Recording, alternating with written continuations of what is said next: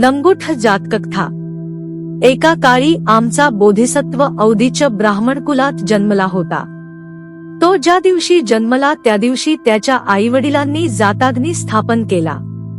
पुढे वयात आल्यावर ते त्याला म्हणाले, जर गृहस्थाश्रम करून राहण्याची तुझी इच्छा असेल तर 3 वेदांचे अध्ययन करून अग्निहोत्र पालन कर। जर ब्रह्मलोक परायण होण्याची इच्छा असेल तर हा जाताग्नी घेऊन अरण्यात प्रवेश कर व तेथे याची पूजा करून ब्रह्मसायुज्यता मिळेल। बोधिसत्वाला प्रपंचाचा उपद्व्याप नको होता।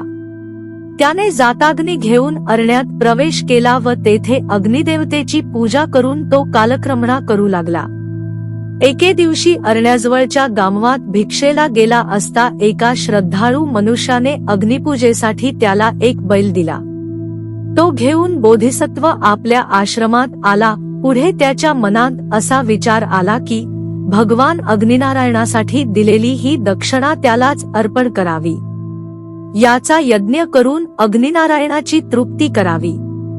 पण अग्निनारायणास मीठ मसाल्यावाचून हे मांस आवडणार नाही।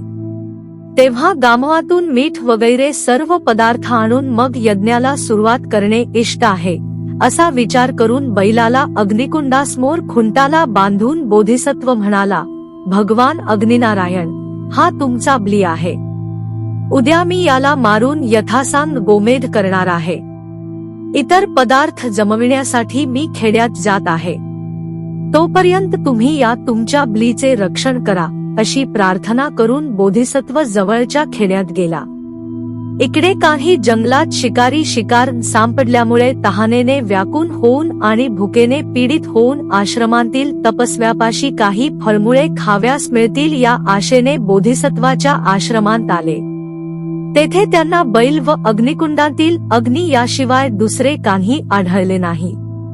त्यांनी त्या बैलाला मारून त्याचे मांस आगीवर भाजून यथेच खाल्ले आणि शेंपटी व चामडे तेथेच टाकून देऊन राहिलेले मांस घेऊन ते निघून गेले। बोधिसत्व होमाला लागणारे सर्व पदार्थ घेऊन आश्रमात आला आणि पाहतो तो बैलाचे शेंपूट व चामडे एवढेच काय ते शिल्लक राहिलेले।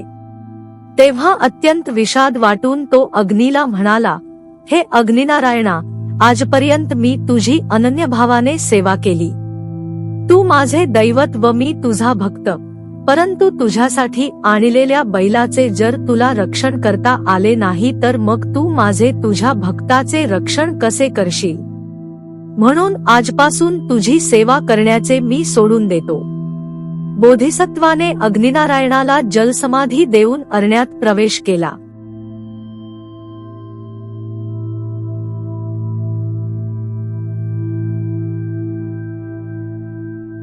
सिगाल जातकथा 2। बोधिसत्व एका जन्मी कोल्ह्याच्या योनीत जन्मला होता। कोल्ह्याच्या मोठ्या समुदायाचा राजा होऊन तो वाराणसी जवळच्या स्मशानात राहत असे। त्या काळी वाराणसी नगरात एक मोठा उत्सव होत असे। त्या उत्सवात शहरातील लोक मत्स्यमांसादिक भक्षण करून मोठी चैन करीत असत। एका वर्षी ह्या उत्सवात काही धूर्त लोक अशा रीतीने मजा मारीत असता पहाटेच्या प्रहरी त्यांच्यासाठी केलेले मांसाचे पदार्थ संपले। दारू मात्र अद्यापि शिल्लक राहिली होती। पुन्हा त्यांनी मांस मागितले तेव्हा त्यांना त्यांच्या नोकराकडून मांस संपले असे उत्तर मिळाले। त्यावर एक धूर्त दारुड्या म्हणाला, मी जिवंत असताना मांस मिळत नाही असे कसे होईल? मी 2 तासांच्या आत मांस घेऊन येतो, तुम्ही येथेच राहा, असे म्हणून तो धूर्त एक मोठा दांडा घेऊन गटाराच्या वाटेने शहरातून बाहेर पडला व स्मशानात जाऊन मेल्याचे सोंग करून उताणा झोपला। बोधिसत्वाच्या कळपांतील कोल्हे बोधिसत्वाला विचारल्यावाचून कोणतेही साहसाचे कृत्य करीत नसत। त्यांनी या माणसाला पाहिल्याबरोबर तो मेला आहे असे जाणून त्याचे मांस खाण्याची बोधिसत्वाजवळ परवानगी मागितली। तेव्हा बोधिसत्व ते प्रेत कशा प्रकारचे आहे हे पाहण्यासाठी त्या ठिकाणी आला। दांडके हातात असलेले प्रेत त्याच्या पाहण्यात आलेले नव्हते। तेव्हा त्याला यात काहीतरी लुच्चेगिरी असावी अशी शंका आली व हळूच जाऊन त्याने ते दांडके दांतानी चावून ओढण्याचा प्रयत्न केला, परंतु धूर्ताने बळकट धरले असल्यामुळे ते त्याला ओढता येईना. तो दूर जाऊन धूर्ताला म्हणाला, बाबा रे, तुझे हे मरण फारच चमत्कारिक दिसते. तू जर खरोखरच मेला असतास तर तुझ्या हातातील दांडा सहज ओढून घेता आला असता. आता आम्हाला मारण्याची तुझी युक्ती आमच्या निदर्शनास आल्यामुळे आम्ही तुझ्या तावडीत सापडणार नाही, असे बोलून बोधिसत्वाने आपल्या समुदायासह तेथून पळ काढण्यास सुरुवात केली.